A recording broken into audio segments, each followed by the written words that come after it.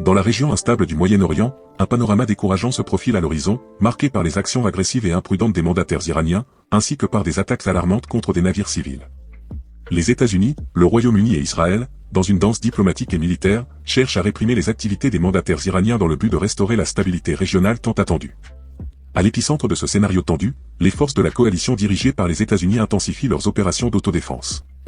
Hier soir, dans une séquence presque cinématographique, la marine américaine a lancé en mer Rouge sa 6e offensive significative contre les rebelles houthis yéménites soutenus par l'Iran. Il est remarquable que cette opération ait été menée 22 heures seulement après la 4e série d'attaques, soulignant la rapidité avec laquelle les tensions s'intensifient et les dangers apparaissent. Passons maintenant à la 5e série d'attaques américaines contre les rebelles houthis, marquée par la collaboration avec les services de renseignement israéliens. Nous explorerons également en détail les préparatifs et les mesures prises par Israël, les États-Unis et les puissances occidentales en réponse à la menace iranienne croissante. Dans un contexte tendu, l'armée américaine a lancé jeudi dernier sa 5e offensive, ciblant des missiles anti-navires dans la mer Rouge pour tenter de neutraliser les armes des Houthis au Yémen. Quelques heures après cette réponse énergique, les autorités américaines ont déclaré que l'objectif principal était de neutraliser plus d'une douzaine de missiles Houthis prêts à être tirés. Environ un quart de l'arsenal des Houthis a été réduit en ruine, selon un responsable du Pentagone.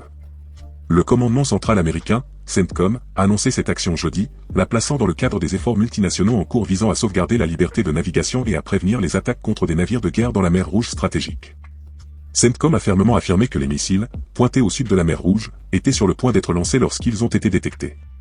La menace imminente qu'ils représentaient pour les navires commerciaux et la marine américaine dans la région n'a pas été prise à la légère. À 15h40, heure de Sanaa, les forces américaines ont identifié ces projectiles dans les zones du Yémen contrôlées par les Houthis, déterminant qu'ils constituaient une menace urgente pour la flotte américaine et les navires commerciaux dans la région. Pour contrer cette situation dangereuse, les forces américaines, selon le communiqué du CENTCOM, ont abattu et détruit les missiles. Le communiqué souligne le caractère défensif des récentes attaques anti-navires, soulignant qu'elles répondaient à la nécessité de protéger les navires américains d'une menace potentielle. Cependant, le communiqué ne précise pas s'il s'agissait de missiles de croisière ou balistiques, laissant place au mystère au milieu des tensions régionales. Il indique que 18 unités américaines ont participé à l'opération, sans préciser de quelle force exactement. Il y a des spéculations selon lesquelles les services de renseignement américains et israéliens anticipaient les projets des Houthis d'attaquer la flotte américaine et les navires commerciaux dans la région.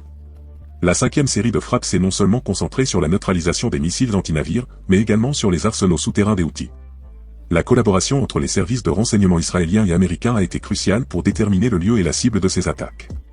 Israël, avec son infrastructure militaire et technologique avancée, ainsi que son expérience dans la détection des bunkers souterrains, des tunnels et des arsenaux mandataires iraniens, a joué un rôle de premier plan. Bien que les forces américaines et britanniques soient fortement présentes dans la région, l'agilité de l'armée israélienne en matière de maintien de l'ordre se démarque. Les drones, les satellites espions et les capacités de renseignement de l'armée israélienne constituent une source d'information cruciale pour ses alliés américains. Ces attaques, ainsi que d'autres mesures en cours, sont présentées comme une stratégie visant à affaiblir la capacité des Houthis à mener leurs attaques imprudentes contre la navigation internationale et commerciale dans la mer Rouge, le détroit de Bab el-Mandeb et le golfe d'Aden. La question qui se pose est de savoir si l'approche de la coalition dirigée par les États-Unis, soutenue par les services de renseignement israéliens, sera capable de mettre efficacement fin aux attaques persistantes des Houthis. Par ailleurs, dans un contexte géopolitique plus large, la question se pose de l'impact des activités de la coalition face à l'influence croissante de l'Iran parmi les Houthis, compte tenu notamment des récentes incursions iraniennes en Syrie, en Irak et au Pakistan.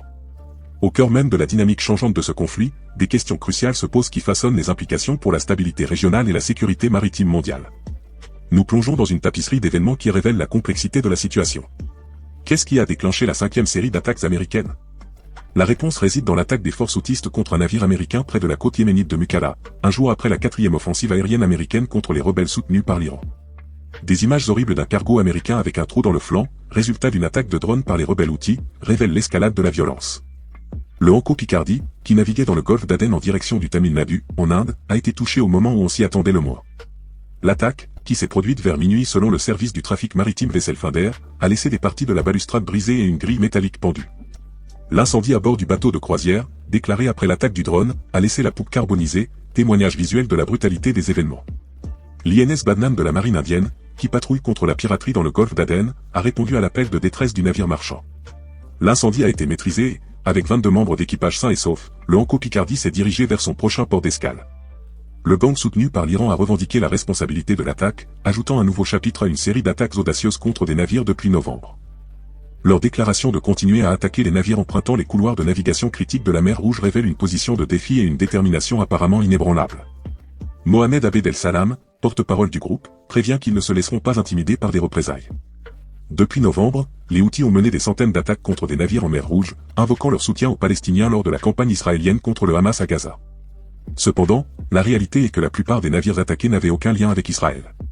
Ces attaques font partie d'une réponse plus large de ce que l'on appelle l'axe de la résistance, composé des Houthis, du Hamas et du Hezbollah, tous soutenus par l'Iran.